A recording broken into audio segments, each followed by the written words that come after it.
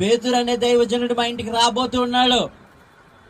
ఆయన మనకు సర్వోన్నతిని రక్షకుడైనటువంటి దేవుని గూర్చినటువంటి మాటలను ఆయన మనకు వినిపింపబోతూ ఉన్నాడు.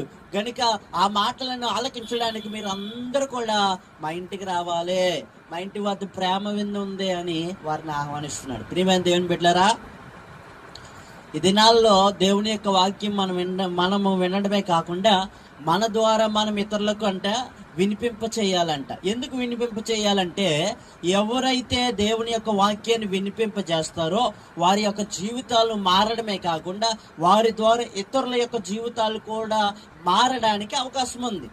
దేవునికి స్తోత్రం. వారు విడిపించబడడానికి, లేదా రక్షింపబడడానికి, లేదా మారు మనసు పొందడానికి, దేవుని బిడ్డలుగా మారడానికి, దేవుని కొరకు జీవించడానికి అవకాశం ఉన్నది కనుక ఈ కొర్నేలు ఏం చేస్తున్నాడు అంటే, నేను ఒక్కడే దీవించబడ